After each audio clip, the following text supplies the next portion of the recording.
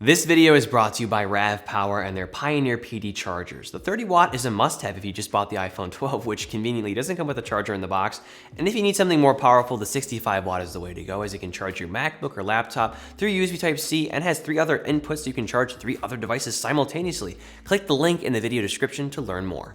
It's been a little while since I've touched on iPad Pro. I mean, the M1 Mac frenzy has been happening for good reason because Apple really is shaking up the computing industry. But yeah, let's touch on what's new or, upcoming with iPad Pro. I'm no Menchiko, I'm no John Prosser, but I've been looking at the news and I want to share some, leaks that have been discussed. And also I want to share some of my speculation and some of my hopes and dreams and who knows. Anyway, according to Digitimes from this Mac Rumors article that I read, iPad Pro, the next generation one, is supposed to launch first quarter of next year. There's some reports from Menchiko, for example, that mini LED displays are being manufactured for these iPads, so that's good to hear. And he also says that we should expect new iPad Pros within the first half of 2021. And if you're not familiar with mini LED, that refers to a type of display technology which increases contrast. It offers like better HDR content.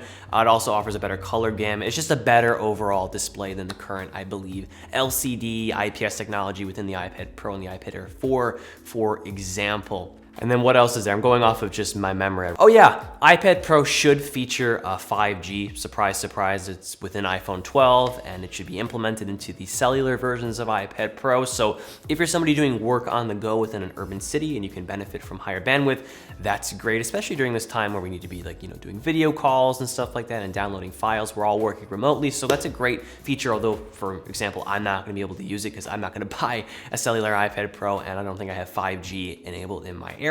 In terms of other aspects of the iPad Pro itself, I don't think design is going to change. We're all happy with that. Hopefully the bezels are a bit thinner, but that's going to be a stretch as well. I think Apple can get away with another year of, the current size of the bezels with iPad Pro, so probably not. And then the camera setup, it might be improved a little bit. They might include the iPhone 12's main sensor. They might increase the size of the aperture. They might do something, but it's probably gonna be the same dual lens and sensor setup, wide angle, ultra wide, good enough. They also have the AR stuff in there as well, which is present in the iPhone 12. And of course, I hope the next gen iPad Pro works with all the accessories because I don't want to buy another Magic Keyboard for $350. So in terms of design, overall footprint, it should be the same.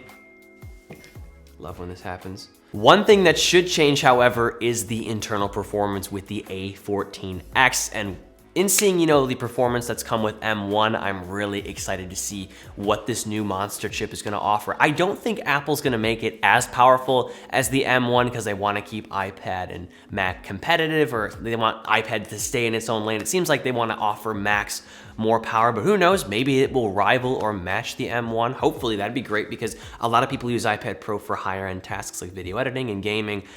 So let's just cross our fingers here and hope that the A14X, whatever it is closely matched to the M1, because as we know, M1 is just a freaking monster. And of course, we'll also get some better battery life, hopefully, with this chip, because it's 5nm and it's going to be more power efficient as well. And we've seen some massive gains with power efficiency within the MacBooks, for example. And I'm not gonna lie, within my iPad Pro, or while using my iPad Pro 12.9 inch, with full brightness on, it does drain kind of quickly. Not super quickly, it'll get me through the day, but I can kill that thing in a few hours if I'm just constantly taking notes or watching videos or whatever. So hopefully a new processor will offer more screen on time as well. And yeah, with the rumors and speculation out of the way, now I want to offer my advice as to buying an iPad Pro or any iPad right now during the holiday season. If you want to buy a new iPad for yourself or for your friend or your mom or whoever, the iPad Air 4 is a great choice. It is very iPad Pro-like. It has a brand new A14 processor, all that good stuff. It's not as powerful as the current gen iPad Pro with the A12Z, but it's a great device nonetheless, and it's also cheaper. But if you can snag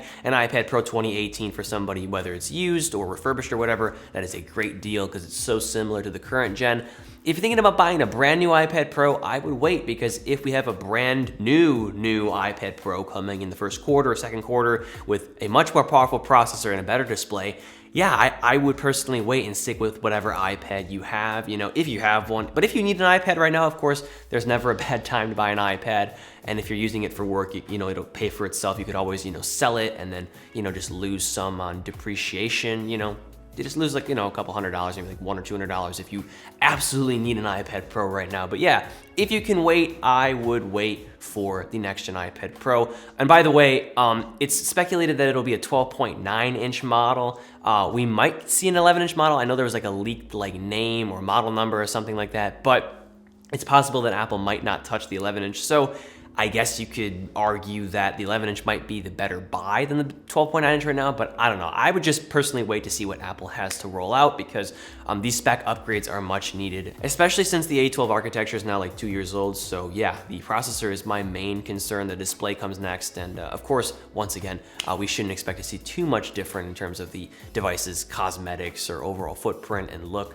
And yeah, that about wraps up this video here. I hope it was helpful. I'd appreciate it if you leave a like if you want to, comment if you have any questions, suggestions, or opinions, and subscribe for more content like this. And as always, I'm Noah, and I will catch you all in the next one.